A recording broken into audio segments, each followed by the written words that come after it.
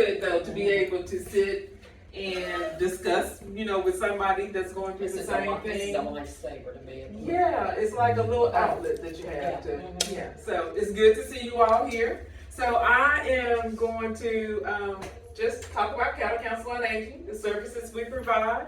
Kind of informal, so if you have any questions while I'm talking, you can stop me at any time, or once I finish, you can ask any questions that you like. Okay, so I'm going to pass this around, this card here. So, and I'll just go down the back of this card talking about our services. A lot of people don't realize the services, and you can take more than one of these if you like. A lot of people don't realize the services that we provide. A lot of times they just think about Meals on Wheels, Meals on Wheels. And Meals on Wheels, and I'm sorry, I'm good.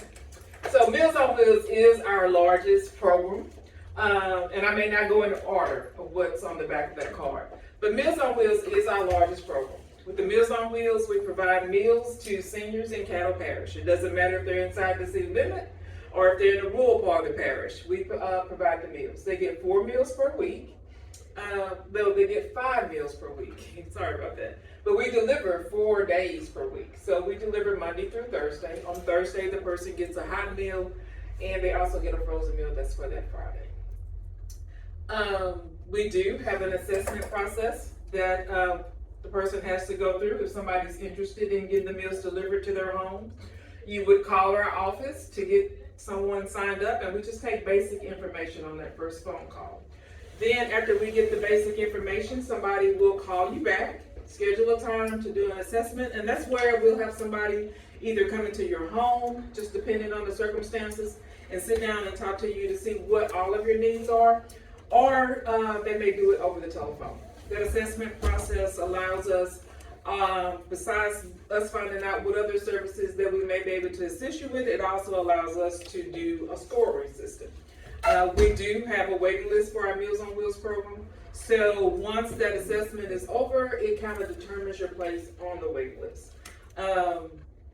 I tell everybody, if you're interested in getting Meals on Wheels for you or for a family member or somebody that you're taking care of, don't let the waiting list deter you from calling our office, because you never know. Because sometimes we may not go necessarily in order. It may be like the sections of towns. There may be an open in one section before there is in another section of town.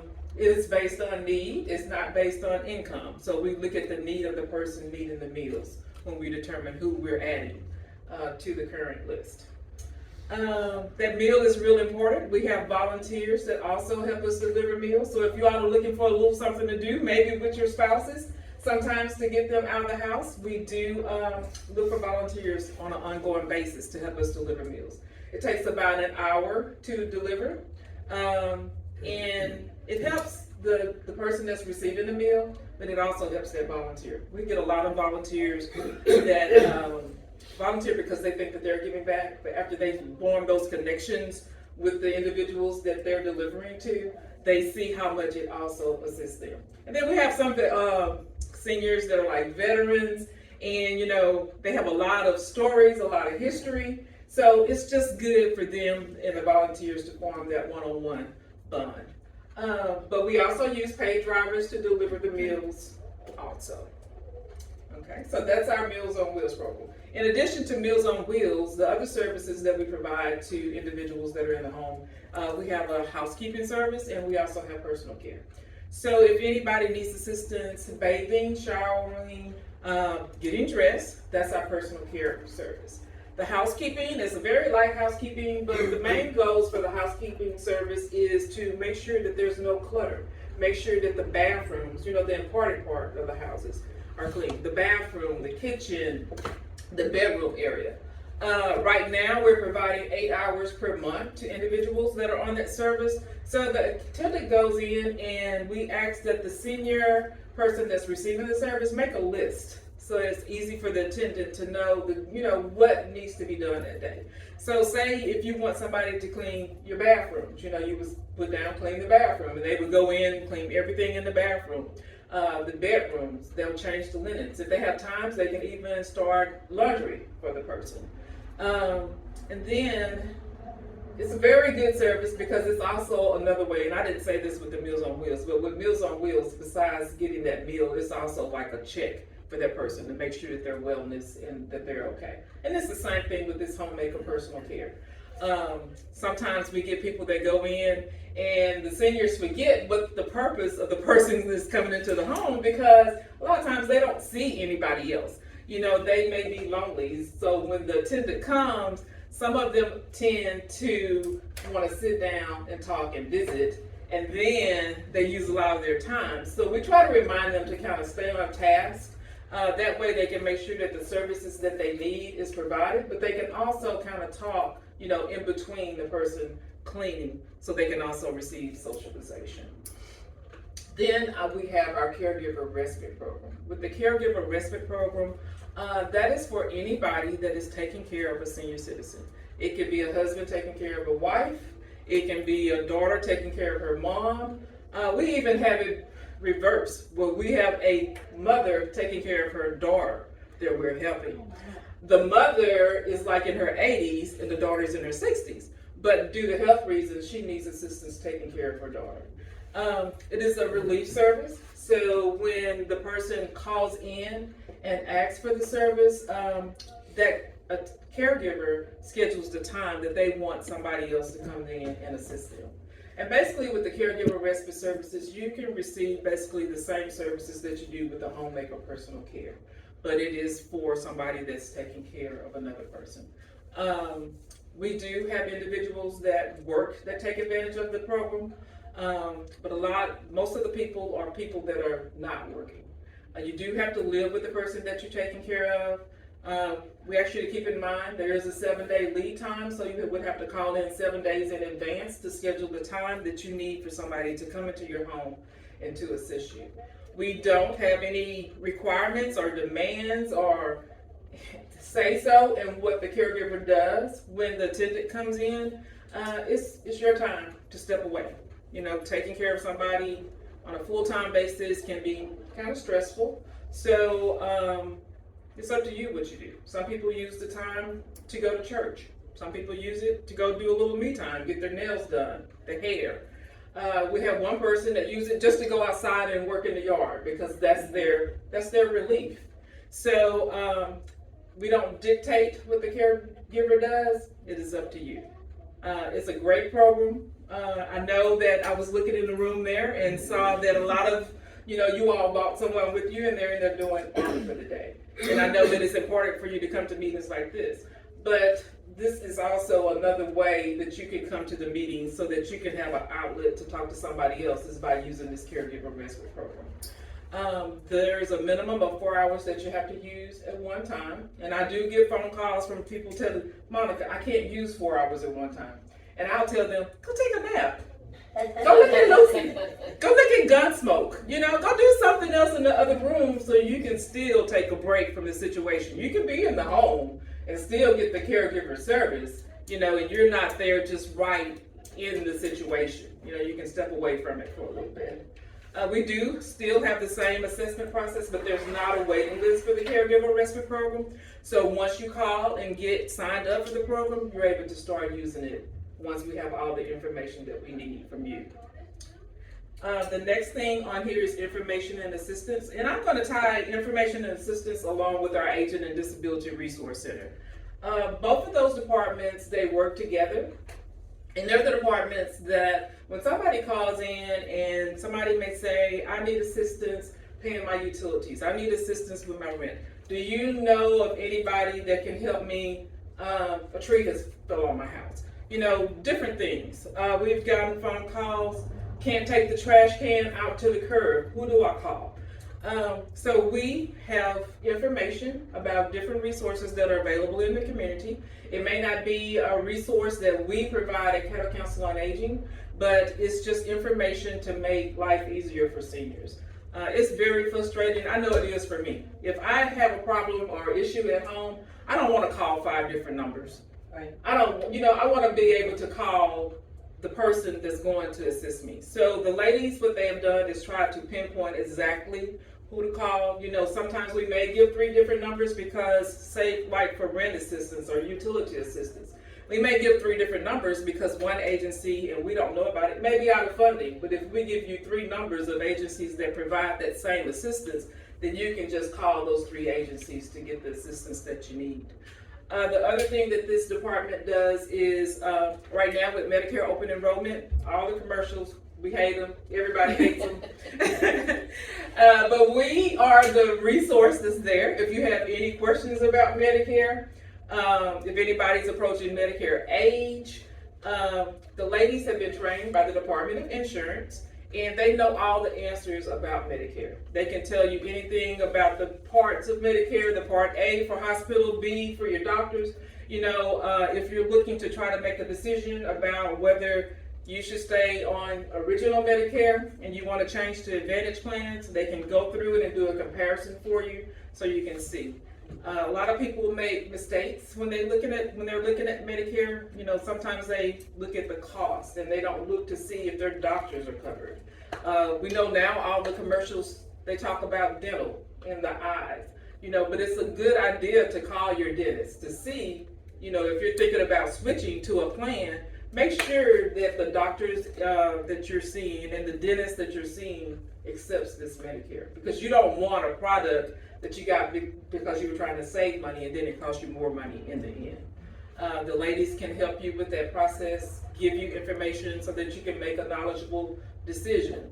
A lot of times you just need that information so that you can make the right decision. If you get phone calls and you're not sure who's calling about Medicare, call our office and let us call the Department of Insurance and have that agent checked out to make sure they're a good, reputable agent before you make a decision. You know, even if you want to recap with us the conversation that you had with an agent, call the office. I tell people a lot of times, you know, if you're looking for Medicare, don't call a Humana agent, because a Humana agent is going to sell you Humana insurance, but you may need Aetna. And I'm not knocking any of them because a lot of them have great plans, but I do try to emphasize the fact that everybody needs to make the best decision for themselves, and everybody's situation is different. One of the ladies, she was telling me yesterday, she said, I just wish they stopped talking to their friends. I said, what is it? I said, the friend has United Health, and she told her she did. She said, yes.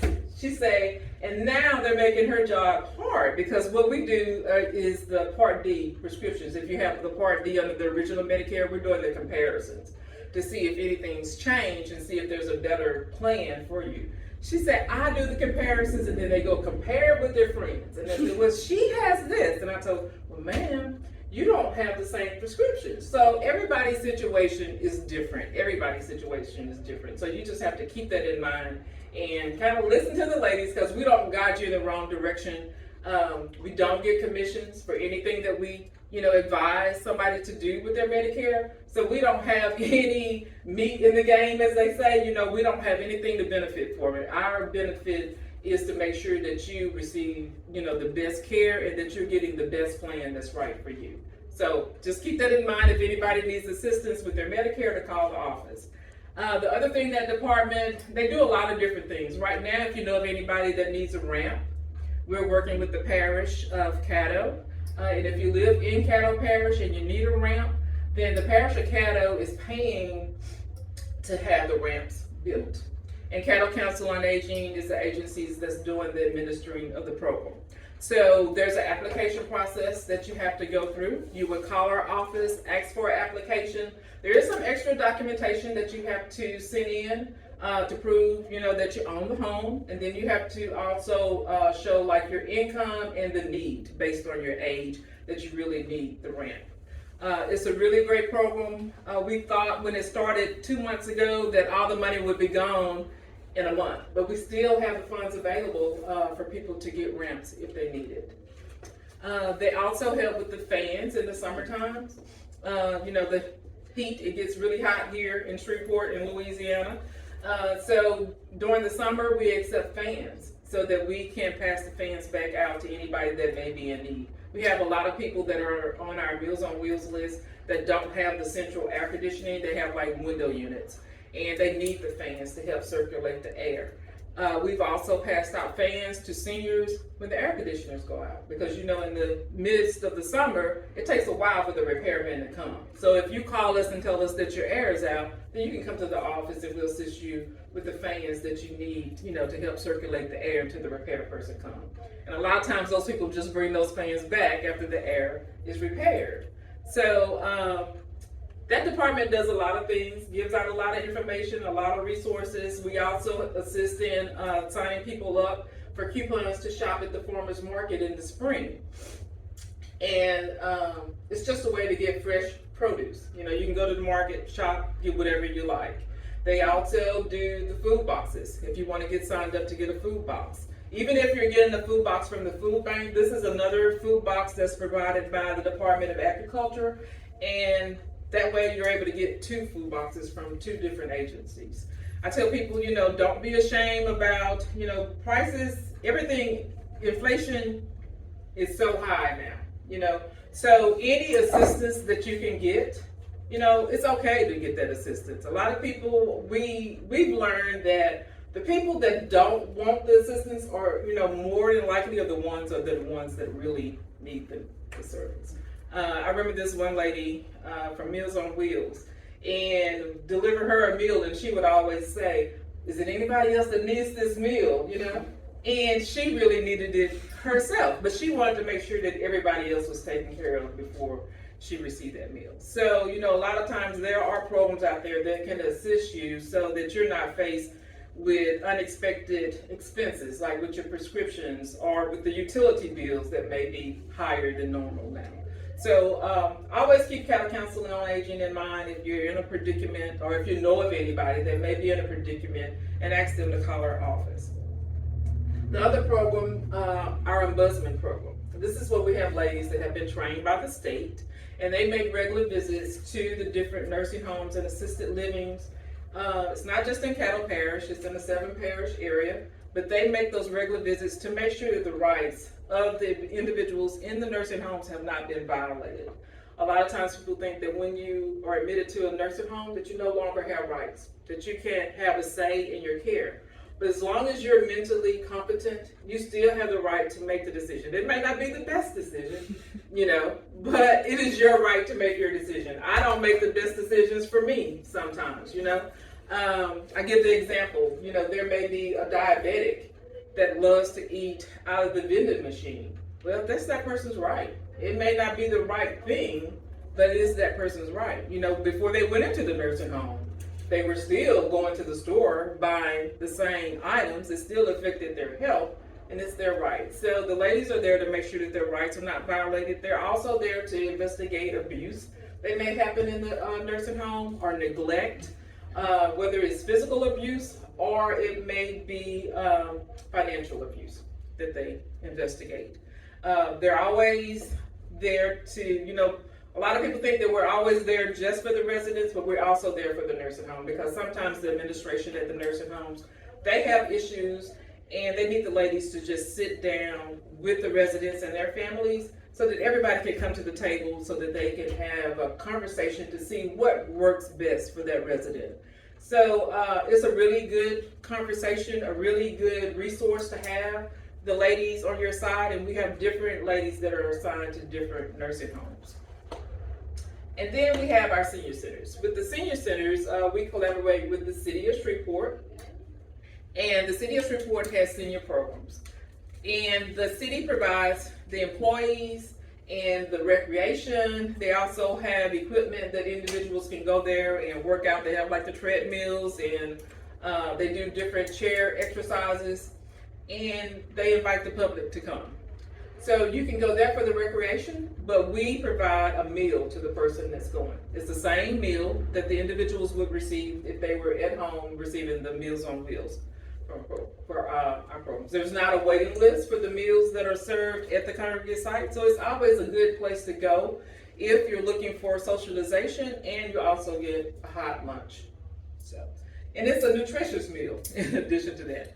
The last thing on the list is our legal services. With legal services, that's what we've contracted with legal aid.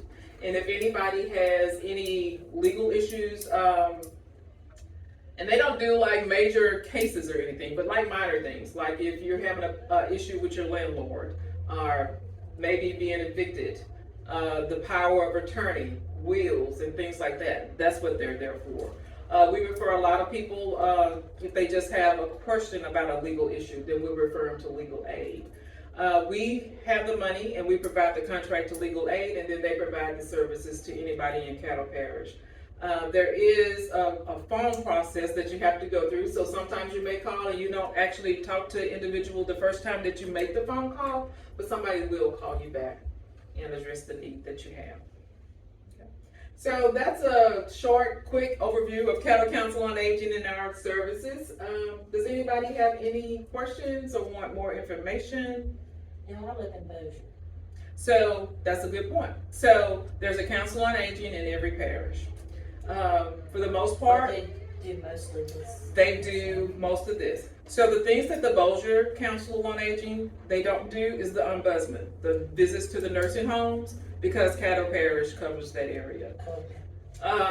Then the other thing is the assistance with Medicare. They provide some of the services that we do. Sometimes they refer them to Caddo. You can always call the Bossier Council on Aging and ask them questions, and if it's something that they don't do, then they'll refer you to Caddo Council on Aging.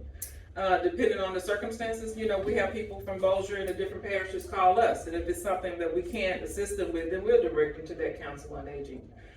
Most of the Council on Aging provides the same services. So Bossier Council on Aging, they do have the Meals on Wheels, they have a caregiver respite, they have the personal care, and the homemaker. She spoke here at a first Wednesday. Tamara. And she's also on the board, I think. She on the is. board? Mhm. And I don't know if that was, y'all were taping the sessions then or not. I don't think so. Okay, because that was probably a year ago. But it was very good. It was kind of the same services. Mhm.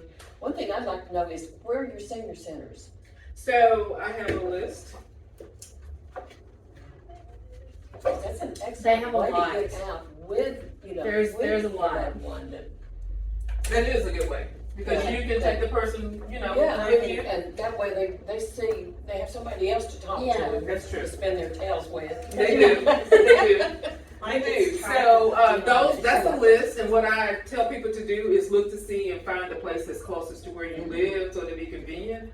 If you're interested in receiving the meals, we ask that you call them a day or two before, so they'll know to order a meal for you. But if you're just going for the socialization, then you can just pop in.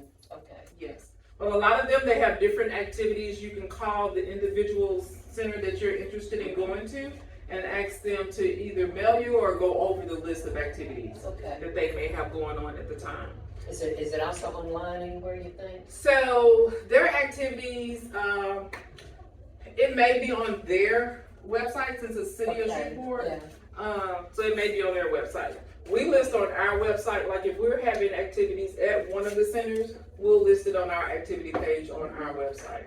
If you go to our website right now, at the bottom right corner, there's a little calendar that says what's happening. And you can click on it, and then it'll tell you what events are scheduled. But for each one that's like at Cockrell or Southern Hills, you would call that center directly to see what their activities are. In addition to the different activities at the centers, we also do twice a year, we do what we call a Balance Does Matter class. And that's a fall prevention. It's taught by a physical therapist from LSU. And she comes in and she's great. Everybody loves Paula. And she'll do, you know, it's more like a lecture, but she'll also do demonstrations and have the individuals that are in the class to practice different exercises that they can do home that are safe. You know, she's even shown them what to do if they fell on the floor. You know, you're not near a couch or your phone, or you don't have a medical alert. It's a lot of information. It's really good. We're also planning to do a basic Tai Chi class in the spring. We did one in the fall, and so we'll do another one in the spring. We usually schedule them for March and April.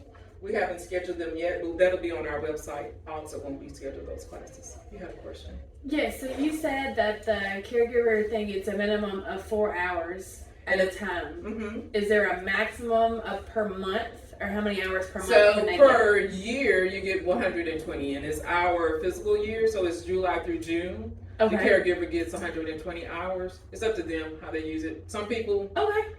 call and use it all up in one or 2 months, and some people spread it out where they can use it once a month. It's up to the individual. 120 hours a year. Okay. So it's 120 hours a year. So we have some people that say, oh, well, I'm just going to use 10 hours a month. And then we have some people say, I'm using it now. And they use every hour. We had somebody that went through 120 hours in like 2 months. Oh my goodness. Yeah. So it's up to the caregiver. Schedule it to every year. Those were how many meals a day are y'all serving? So a total, how many we serve a day is 1,050 that we're doing a day. So each person gets one meal. It's a lunchtime meal. We start delivering in the mornings about 8:30, and everybody's coming back in the office about 1. Judy helped deliver meals for Thanksgiving for the Council on Aging one time, and you got to see, the benefit of delivering meals. But the seniors, they love, for somebody to come and give them the meals. We do have times where you go deliver the meals and somebody's on the floor, somebody's fell. I remember the incident where the driver went, and thank goodness the person wasn't hurt, but she couldn't get up. And our policy is not to help that person, but he did, call the office, and then we called 911. They went over and helped, and we also called her emergency contact to let them know, that she had failed, she couldn't get up, but everything turned out well.